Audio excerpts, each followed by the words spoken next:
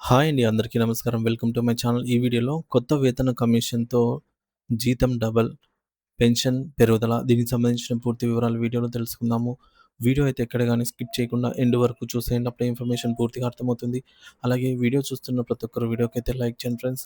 ఈ వీడియోని తోటి ఉద్యోగ పెన్షన్ మిత్రులతో అయితే షేర్ చేయండి. కొత్తగా మన ఛానల్‌ని చూస్తున్నవారు ఇంకా ఎవరైనా సబ్స్క్రైబ్ చేసుకోకుంటే వెంటనే మన ఛానల్‌ని అయితే సబ్స్క్రైబ్ చేసుకోండి. సో, దీని ద్వారా నేను చేసే లేటెస్ట్ వీడియోస్ అన్నీ మీ వరకు రీచ్ అవుతాయి. ఇక ఆలస్యం చేయకుండా వివరాల్లోకైతే వెళ్ళిపోదాము. ఫ్రెండ్స్ ఇక విషయానికొచ్చినట్లయితే ఎయిత్ పే కమిషన్ కేంద్ర ప్రభుత్వ ఉద్యోగుల పెన్షన్లకు భారీ శుభవార్త. జీతాలు, పెన్షన్లలో గణనీయమైన పెంపు. కేంద్ర ప్రభుత్వ ఉద్యోగులు పెన్షన్లకు సంబంధించిన 8వ పే కమిషన్ నియామకం, దాని సిఫార్సులు మరియు అమలుపై ఉత్కంఠత నెలకొంది. ఈ పే కమిషన్ సిఫార్సులు జనవరి 1, 2026 నుండి అమల్లోకి వస్తాయని ప్రభుత్వం ప్రకటించింది. అమలు తేదీ మరియు ఎరియర్స్. ఇక్కడ ఒక ప్రశ్న తలెత్తవచ్చు. నవంబర్ 2025లో పే కమిషన్ నియమిస్తే అది 1.5 సంవత్సరాలు అంటే 2027 నాటికి నివేదికనైతే ఇస్తుంది కదా! మరి జనవరి 2026 నుండి ఎలా అమలు చేస్తారు? సో, దీనికి సమాధానం ఏమిటంటే ఆ పర్టిక్యులర్ ఒక సంవత్సరానికి సంబంధించి ఏదైతే ఉంటుందో ఈ యొక్క పెరిగిన జీతాన్ని ఎరియర్స్ బకాయిల రూపంలో ఉద్యోగులు, పెన్షనర్స్ అయితే పొందుతారు. ఇది ఉద్యోగులకు ఆర్థికంగా పెద్ద ప్రయోజనం అనే చెప్పవచ్చు. పే కమిషన్ లక్ష్యాలు మరియు విధులు. పే కమిషన్ ప్రధానంగా కేంద్ర ప్రభుత్వం నుంచి జీతభత్యాలు తీసుకుంటున్నటువంటి ఉద్యోగులు మరియు పెన్షన్ తీసుకుంటున్నటువంటి వారికి జీతాలు, పెన్షన్లు, సర్వీస్ కండిషన్స్‌ను సమీక్షిస్తుంది. పెరుగుతున్న ఖర్చులు, ద్రవ్యోల్బణం, దేశ ఆర్థిక వ్యవస్థను పరిగణలోకి తీసుకొని జీతాలను సవరిస్తుంది. ప్రధాన లక్ష్యం ప్రభుత్వ ఉద్యోగులకు ఇచ్చే జీతభత్యాలు ప్రస్తుత ఆర్థిక పరిస్థితులకు అనుగుణంగా ఉన్నాయా లేదా అని అయితే పరిశీలించడము. ప్రభుత్వ ఉద్యోగాలు చేస్తున్న వ్యక్తులకు జీవన నాణ్యతను పెంచే దిశగా జీతాలు పనిచేస్తున్నాయా లేదా అనేది నిర్ధారించడము. జీతభత్యాలు సరిగ్గా లేకపోతే అవినీతికి అవకాశం ఏర్పడుతుంది కాబట్టి జీతాలు ప్రాథమిక అవసరాలకు సరిపోవాలి. సో, వీటన్నిటిని కూడా పరిగణలోకి తీసుకుంటారనమాట. ఇక ఫిట్‌మెంట్ ఫ్యాక్టర్ జీతాల పెంపుకు కీలకం. ఈ పే కమిషన్ జీతాల సవరణలో ఫిట్‌మెంట్ ఫ్యాక్టర్ అనేది ఈ అంశాన్ని ప్రవేశపెడుతుంది. ఇది ప్రస్తుతం ఉన్న బేసిక్ పేను ఎంతతో గణించాలనో అంటే మల్టిప్లయింగ్ ఫ్యాక్టర్ అంటామనమాట. సో, దీన్ని సూచిస్తుంది. ఎనిమిదో పే కమిషన్‌లో ఫిట్‌మెంట్ ఫ్యాక్టర్‌ను 2.28 నుండి 3.0 వరకు అంటే 3 వరకు 3 రెట్లు ఉండవచ్చు అని అంచనా వేస్తున్నారు. కనీస జీతాలు. ఈ ఫిట్‌మెంట్ ఫ్యాక్టర్‌ను అనుసరించి కనీస జీతాలు 34% వరకు కనీసంగా కనిష్టంగా పెరిగే అవకాశం ఉంది. ఇది 18,000 నుండి 21,000కు పెరిగే అవకాశం ఉంది. గరిష్టంగా ఇంకా ఎక్కువ పెరగవచ్చని అయితే అంచనా.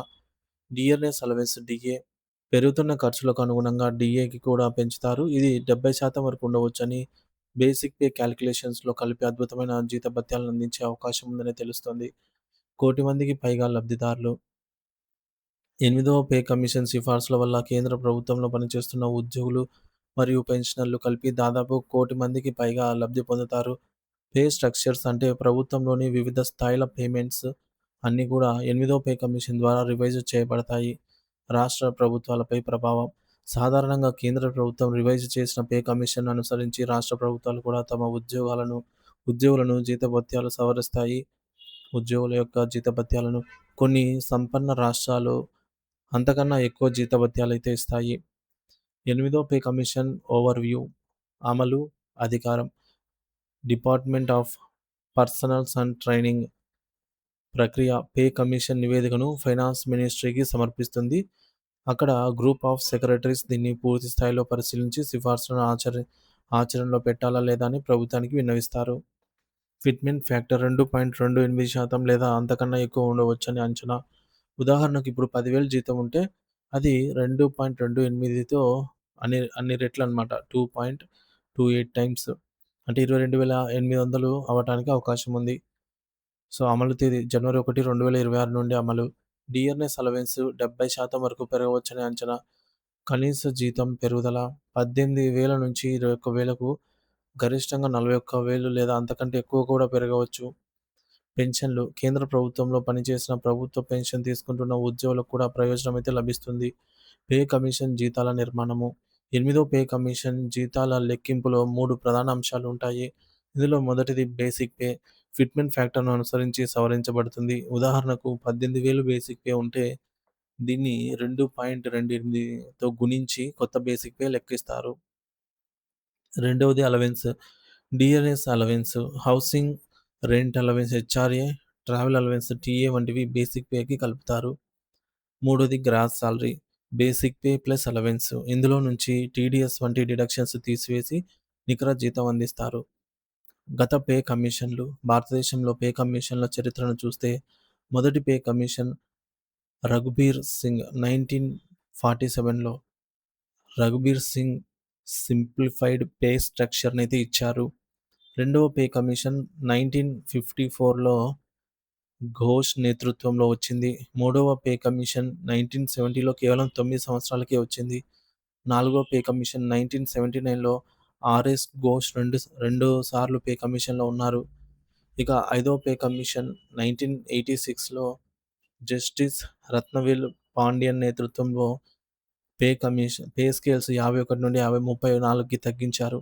ఆరవ పే కమిషన్ 2006లో బిఎస్ శ్రీకృష్ణ గారి కమిటీ. ఏడవ పే కమిషన్ 2014లో కనీస పే అనేది మినిమం బేసిక్ పే 18,000కైతే పెరిగింది. ఎనిమిదవ పే కమిషన్ కంపోజిషన్. ఎనిమిదవ పే కమిషన్ చైర్మన్‌గా రంజనా ప్రకాష్ దేశాయ్. ఇంతకుముందు రంజనా ప్రకాష్ అని చెప్పబడింది. ఇప్పుడు ఈ విధంగా ఈవిడ మరియు ప్రకాష్ జైన్ వంటి ఇతర సభ్యులను ప్రభుత్వం నియమించింది. ఇది ఒక తాత్కాలిక బాడీ. పే రివిజన్ పూర్తయ్యే వరకు మాత్రమే ఉంటుంది. Pension revision. ఎనిమిదో పే కమిషన్ కేవలం జీతభత్యాలు తీసుకునే ఉద్యోగులకే కాకుండా పెన్షన్దారులకు కూడా ప్రయోజనం కల్పిస్తుంది. ఏడవ పే కమిషన్‌లో కనీస పెన్షన్ 9,000 ఉంటే ఇప్పుడు అది మనకి 2.28 టైమ్స్‌తో పెరగనుందన్నమాట. పెరిగే అవకాశం ఉంది. ఇది పెన్షన్దారులకు నిజంగా శుభవార్త. ఆర్థిక స్థిరత్వం మరియు సామాజిక భద్రత. ఈ జీతభత్యాలు, పెన్షన్ల పెంపు వల్ల లబ్ధిదారులకు ఆర్థికంగా స్థిరత్వం లభిస్తుంది. అలాగే సామాజిక భద్రతా భావం ముఖ్యంగా ప్రభుత్వ ఉద్యోగులకు పెరుగుతుంది. ఇది దేశ ఆర్థిక వృద్ధి, ద్రవ్యోల్బణాన్ని దృష్టిలో ఉంచుకొని కేంద్ర, రాష్ట్ర ప్రభుత్వాలపై పడే ఆర్థిక ఒత్తిడిని కూడా పరిగణలోకి తీసుకొని సిఫార్సులు చేస్తుంది. అమలు, సమయపాలన. ఎనిమిదవ పే కమిషన్ సిఫార్సులు జనవరి 1, 2026 నుండి అమలు చేయబడతాయి. సాధారణంగా ఒక పే కమిషన్ తన సిఫార్సులను ఇవ్వడానికి 18 నుండి 24 నెలల సమయం తీసుకుంటుంది. ఆ తర్వాత కేబినెట్ ఆమోదం పొందిన తర్వాత పూర్తి స్థాయిలో అమల్లోకి వస్తుంది. యూనియన్ కేబినెట్ ఇప్పటికే జనవరి 16, 2025న ఈ పే కమిషన్ ఏర్పాట్లు చేయాలని తీర్మానించింది. కానీ నిబంధనలు టర్మ్స్ ఆఫ్ రిఫరెన్స్ ఇప్పుడు ఇచ్చారు.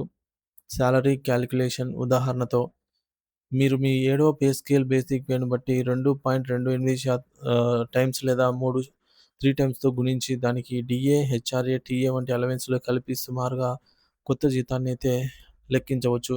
ఒక ఉదాహరణకు చూసుకున్నట్లయితే పే లెవెల్ 1లో ఏడవ పే కమిషన్ ప్రకారం 18,000 వస్తూ ఉంటే ఎనిమిదవ పే కమిషన్ ద్వారా అది 21,600 అవ్వవచ్చు. 19,000 బేసిక్ పే ఉన్నవారికి 23,000 అవ్వచ్చు. 25,000 బేసిక్ పే ఉన్నవారికి 30,000 నుంచి ఈ విధంగా పెరిగే అవకాశాలైతే ఉన్నాయి.